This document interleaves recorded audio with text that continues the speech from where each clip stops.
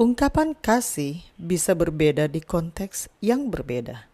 Bagaimanakah kasih itu dapat kelihatan atau dirasakan? Ikutilah terus pelajaran hari ini agar kita dapat mempelajarinya bersama-sama. Sebelum kita lanjut, mari kita nyanyikan lagu yang berjudul Ku Ingin Tahu Kasih Yesus, lagu Sion edisi lengkap nomor 183.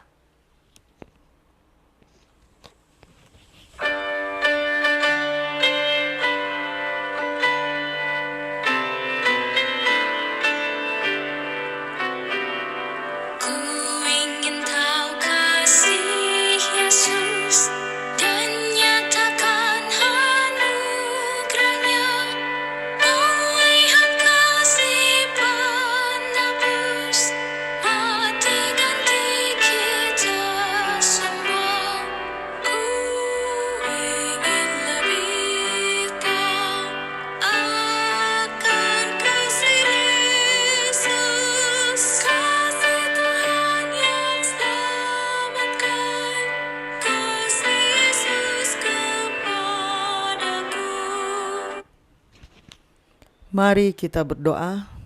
Bapa kami dalam kerajaan surga, terima kasih untuk kesempatan yang Engkau berikan untuk kami dapat mendengarkan sebagian dari firman-Mu. Isilah kami dengan Roh-Mu yang suci agar kami dapat mengerti apa yang Engkau inginkan kami pelajari hari ini. Dalam nama Yesus kami sudah berdoa. Amin. Pelajaran Sekolah Sabat Minggu 9 Agustus 2026. Pelajaran yang ke-7 di triwulan yang ketiga. Judul pelajaran Sekolah Sabat kita untuk hari ini adalah Sifat Esensial Kasih. Pekan lalu kita telah menyinggung tema kasih seperti yang terlihat dalam 1 Korintus 13. Kita perlu mendalami perkataan Paulus di sini dengan lebih mendalam lagi. Bacalah 1 Korintus 13. Rangkumlah apa yang ia katakan kepada kita tentang kasih. 1 Korintus 13. Sekalipun aku dapat berkata-kata dengan semua bahasa manusia dan bahasa malaikat, tetapi jika aku tidak mempunyai kasih, aku sama dengan gong yang berkumandang dan canang yang gemerincing. Sekalipun aku mempunyai karunia untuk bernubuat dan aku mengetahui segala rahasia dan memiliki seluruh pengetahuan, dan sekalipun aku memiliki iman yang sempurna untuk memindahkan gunung, tetapi jika aku tidak mempunyai kasih, aku sama sekali tidak berguna. Dan sekalipun aku membagi-bagikan segala sesuatu yang ada padaku, bahkan menyerahkan tubuhku untuk dibakar, tetapi jika aku tidak mempunyai kasih, sedikit pun tidak ada faedahnya bagiku. Kasih itu sabar, kasih itu murah hati. Ia tidak cemburu, ia tidak memegahkan diri dan tidak sombong. Ia tidak melakukan yang tidak sopan dan tidak mencari keuntungan diri sendiri. Ia tidak pemarah dan tidak menyimpan kesalahan orang lain. Ia tidak bersukacita karena ketidakadilan, tetapi karena kebenaran.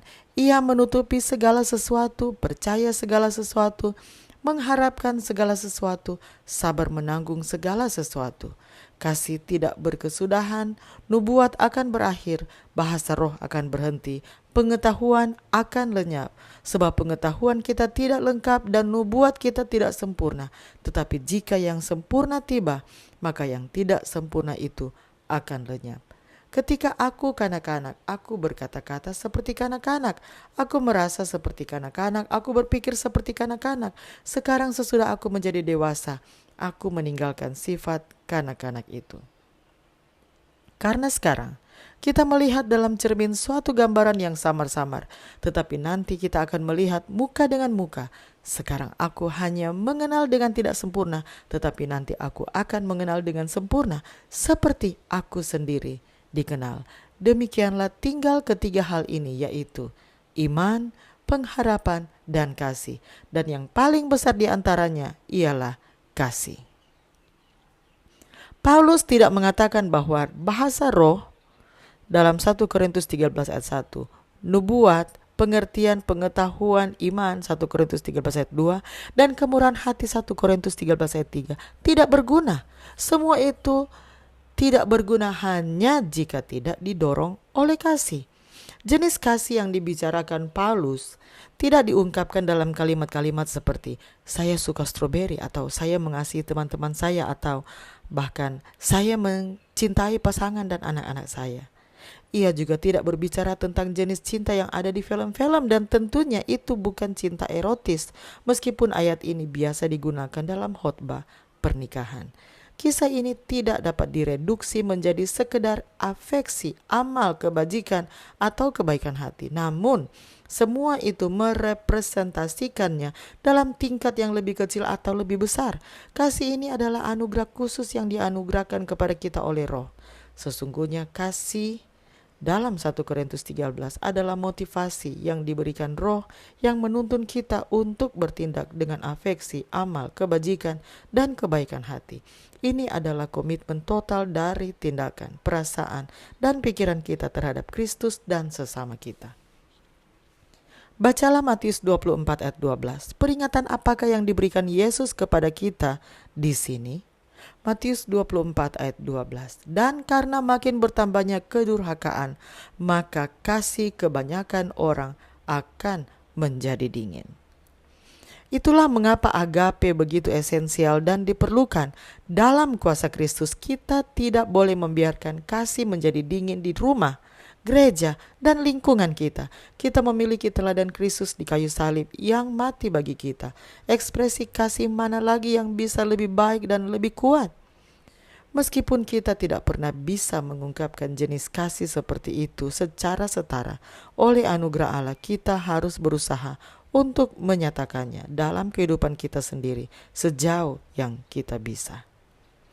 Kapankah saat-saat di mana sesungguhnya sebuah ungkapan kasih semacam ini dapat memberikan kesan positif yang kuat pada seseorang yang membutuhkan kasih ini lebih dari apapun? Mari kita ikuti lanjutan lagu tadi sebelum saya tutup dalam doa.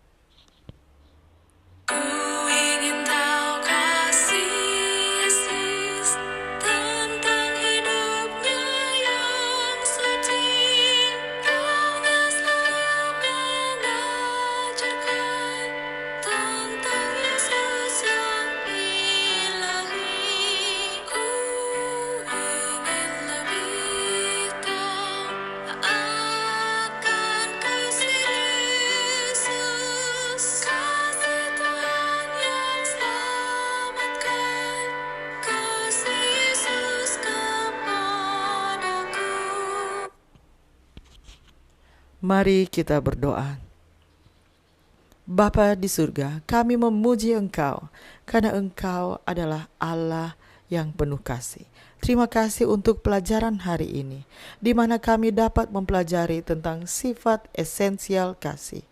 Ya Tuhan, kami baru saja diingatkan dengan apa yang dituliskan dalam 1 Korintus 13. Ya Tuhan, begitu mudah kami membacanya, begitu mudah kami mendengarkannya, tapi tidak semudah itu untuk kami mempraktekannya ke dalam kehidupan kami. Hanya Engkaulah kekuatan kami yang dapat menuntun kami untuk merefleksikan kasih ini dalam kehidupan kami, dalam pikiran, tindakan, dan perkataan kami.